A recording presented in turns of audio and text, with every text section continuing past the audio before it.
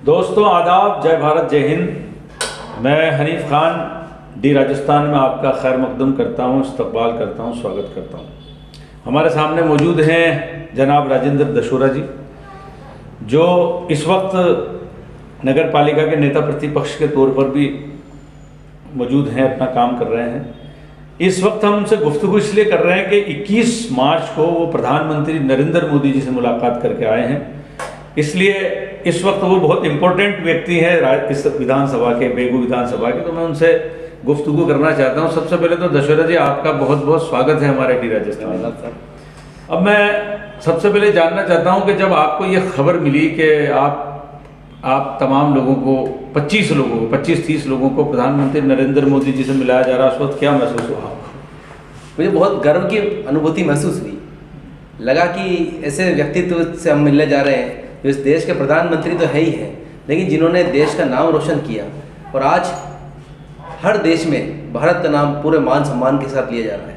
तो ऐसे लोगों के साथ मिलकर तो गर्व की अनुभूति होगी। अच्छा, जब आप रावत भाटा से दिल्ली गए होंगे पहले, तो आपको तब पता चल गया था कि नरेंद्र मोदी प्रधानमंत्री से आपकी मुलाकात होने वाली? नहीं, उस समय हमें पता नहीं लगा था। अच्छा, नहीं, ये जब तक आपको पता नहीं था, फिर आप मतलब दिल्ली कैसे गए 25-30 लोग? क्या देखो, हमारे माननीय सांसद जो है चंद्र प्रकाश जी जोशी, सीपी जोशी जी, उनके आह्वान पे, उनके नेतृत्व में हम गए हैं। ठीक है, हमारे वो नेता है इस जिले के, और अभी सबसे बड़ी बात तो उनको शुभकामनाएं देना चाहता हूँ कि वो प्रदेश अध्यक्ष के पद पर नॉमिनेट हुए हैं। बहुत बड़ा पद है, बहुत बड़ा पद है और बहुत बड़ी जिम्मेदारी है, और मुझे लगता है कि वो ऐसे व्यक्तित्व है जो इस जिम्मेदारी का पूरी ईमानदारी के साथ वहन कर सकते हैं। तो सीपी जोशी जी ने आपसे कहा कि दिल्ली जाना है, तो दिल्ली क्यों जाना है? मतलब दिल्ली उनकी तरफ से एक भोजन का निमंत्रण भी था, लोकसभा दिखाने का भी था। उनका कहना था कि भैया अभी ये कार्यकाल पूर्ण होने वाला है, उससे पहले मैं जो मेरे मुख्य कार्यकर्ता है, पार्टी की जो नींव के पत्थर है, उन सबको मैं लोकसभा दिखाना चाहता हूँ। तो लोकसभा विजिट के लिए आप लोग लोकसभा विजिट के लिए दिल्ली पहुँचे? अच्छा, फिर सब लोग जब दिल्ली पहुँचे तो आप कहाँ रुके आप लोग? हमारे माननीय सांसद साहब ने पूरी व्यवस्था कर रखी थी। तो जब आप दिल्ली पहुंच गए तो पहले लोकसभा विजिट की या पहले प्रधानमंत्री जी से मुलाकात? तो ये खबर कब लगी आपको जब आप पहुंचने के बाद? वहाँ पहुंचने के बाद हमें पता लग गया था कि मोदी जी हमारे से मिलने आने वाले हैं। मन में बहुत जिज्ञासा थी, मन में बहुत खुशी थी। अच्छा राजेंद्र जी, जब प्रधानमंत्री जी से आप मिलने जाने लगे तो क्या क्या टेस्ट हुए, कैसे क्या किस तरह से चेकिंग हुई? सबसे पहले तो लोकसभा में जाने का, आजकल कोरोना का जो काफी मामले वापस से बढ़ते जा रहे हैं देश में, तो सबसे पहले तो कोरोना का टेस्ट हुआ, वहाँ जाने का टेस्ट हुआ। उसके उसके बाद में ही लोकसभा में हमें एंट्री की। अच्छा, फिर आपने कितनी देर इंतजार करने के बाद मोदी जी के दर्शन हुए आपको?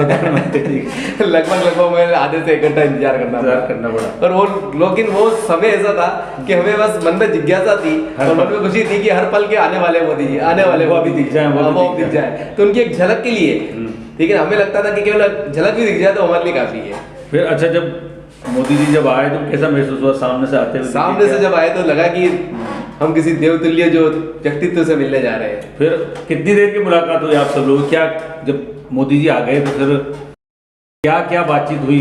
सभी विधानसभा वाइज, वो अलग अलग विधानसभा वाइज सभी से वो लोग कार्यकर्ताओं से मिले जी, और सभी से एक ही प्रश्न पूछा उन्होंने कि आप राजस्थान में अब क्या करोगे? अच्छा, कमल खिलाओगे या नहीं खिलाओगे?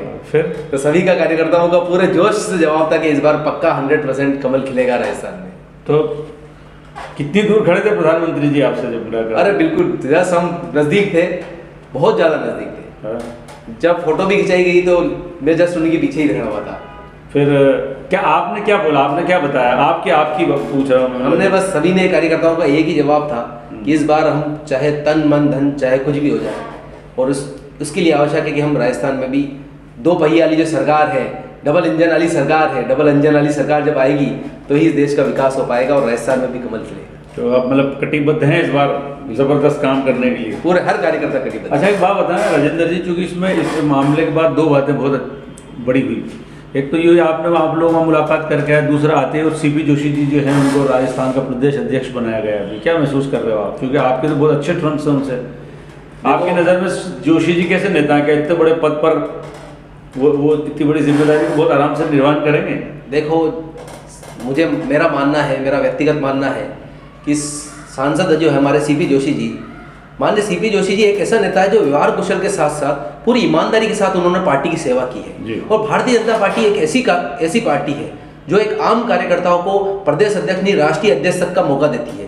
लेकिन ईमानदारी से अपना वो कार्य करें और हर एक कार्यकर्ता का वो सम्मान करें और साथ साथ में जो उसकी आवश्यकताएं हैं, उनकी आवश्यकता जो देश की आवश्यकताएं बनेगी उनका भी वो पूरा निर्माण हो। आपकी नज़र में व्यक्तिगत तौर पर सीपी जी कैसे नेता हैं? उनका व्यवहार कैसा है? व्यक्तिगत तौर पे वो एक ऐसे नेता हैं कि अगर आप कोई भी काम लेके जाओगे तो कभी इनकार नहीं करेंगे और आपके सामने उस काम को पूरा करने की कोशिश करेंगे।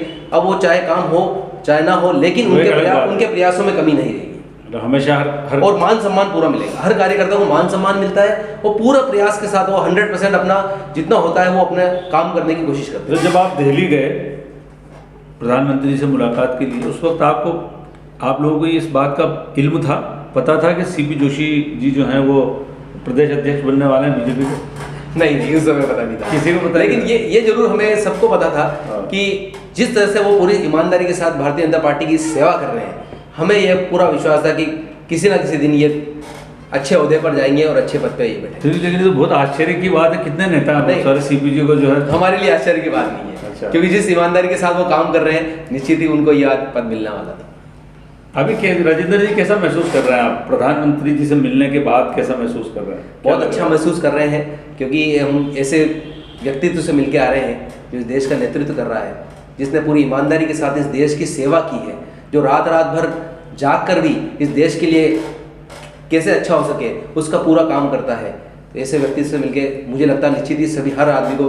अच्छा, जब आप मुलाकात करने के लिए जाने लगे तो फोन वगैरह सब आपके पास थे? नहीं, लोकसभा में हम जाते हैं तो फोन वोन सब बाहर ही प्रोटोकॉल का हिस्सा, प्रोटोकॉल का हिस्सा। इसलिए फोटो तो आप ज्यादा खींच नहीं पाए होंगे। नहीं, फोटो जो खींचे थे वहीं के फोटोग्राफर से खींचे थे। और उन्होंने फोटो दिए? उन्होंने कितने फोटो खींचे?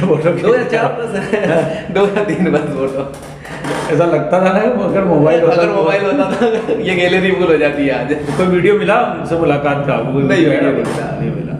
चलिए, ये है राजेंद्र दशोरा जो बीजेपी के नगर अध्यक्ष भी रह चुके हैं इससे पहले और अभी नेता प्रतिपक्ष हैं। अच्छा लगा इनसे बात करके। प्रधानमंत्री से मिलना बहुत छोटी बात नहीं है, बहुत बड़ी बात हुआ करती है और वो अनुभव वो अभी लेके लौटे हैं। बहरहाल हम उनके उज्ज्वल भविष्य की कामना करते हैं, उम्मीद करते हैं कि आने वाले वक्त में वो बहुत तरक्की करें, पार्टी का साथ दें, वफादारी करें पार्टी से। बहरहाल राजेंद्र जी, बहुत अच्छा लगा आपसे बात करके, आपने हमें वक्त दिया, इसके लिए आपका बहुत बहुत धन्यवाद। धन्यवाद सर।